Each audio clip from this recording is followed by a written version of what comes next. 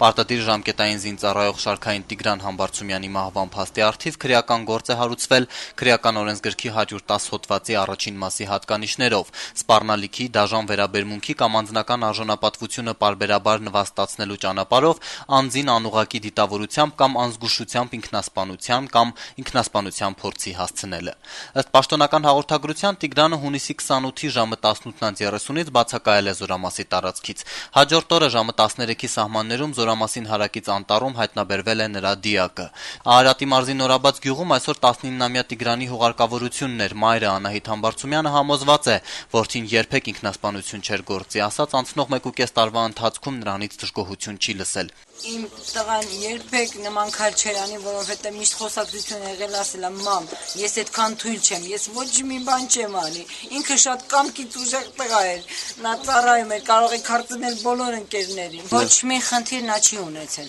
Ուղղակի Զորամասում շտաբի պետը իր հետ շատ լարված վիճակում ա եղել, նա ոչ մեկից չի բողոքել երբեք։ Ինչու էր լարված շտաբի պետի հետ։ Ես չեմ կարող ասել։ Ես էդի չեմ կարող ասել, որտեղ երեխան ասում է նա ինձ չի սիրում։ Չի սիրում, երևի խելքով երեխա եղել, իրան էլ դուր չի եկել նման երեխաներ։ Անահիտ Համբարձումյանը բացառում է, որ տղան կարողանար դուրս գալ Զորամասի տարածքից, ասում է Տիգրանը պատմել է, որ Զորամասում շատ խիստ է դրվածքը, ինքն էլ երբեք փախչելու ցանկություն չի հայտնել։ Վերջին անգամ որդու հետ հեռախոսով խոսել է անհետանալու օրը առավոտյան ժամը 11-ին։ Մոր խոսքով լավ տրամադրություն ուներ։ Ժամը 4-ին շտաբի պետը եւ գնդի հրամանատարը զանգում են ամինց համամուսնուս, որ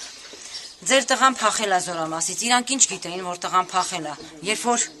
պետք է հավաքվեն, չէ, որ իրանք տեսնեն, ինչ են ասում։ Ռազմոդի ժամանակ ստուգեն տեսնեն երեխան կա թե չկա։ Երեխայի սպանել են։ Այս գազանությունն ինչա ես չեմ հասկանում, մեկը դատաստանը տեսնելու եմ, մենք էլ կորցնելու ոչինչ չունենք։ Տիգրան Համբարձումյանի հայրը Բենիկ Համբարձումյանը տեսել է որդու Դինդիա հերձարանում, որտեղ ասել են, թե անտառում գայելը հոշոտել է մարմինը։ Այդքան շատ մոտ չեմ գնացել, չեն թողել, այնտեղ էքսպերտ էր աշխատում, ես մոտ 2-3 մետրից եմ ընդամենը տեսել, ձեռքերը գետնին, գլուխը ձեռքերի վրա։ Այդտենց չի լնում։ Գլորված երեխան չի կարա հորիզոնական ձեռքերը գլխի տակ այսպես դնի ու պարկի, նես չի լնում, ու չի լնում այտենց բան, որ ինչ որ գիշատիչ կենթանի կտրած ձեռքը թողի, կա գլուխն ու ամբողջ մարմնի վրա ոչ մի հետք չլինի։ Շատ լավ մտածել են, պլանավորել են ամեն ինչը, բայց ինչ որ բաներ բաց են թողել։ Վզից վերև ոչ մի բան չկար, վզից ներքև բացարձակ վնասված չկար, բացի թևի կտրվածքը ըստ, որ ինքն արել ըստ իրանց, բրիտվա են գտել կողքից, որտեղ հայկական բանակում միշտ զինվորը, մահացած զինվորը միշտ մեղավոր է դուրս եկել մինչև այսօր, միշտ ինքն է մեղավոր, որ ինքը մահացել է, կամ լավագույն դեպքում դասակի հրամանատարը, դրանից բարձր ոչ մեկը դրանից բարձր,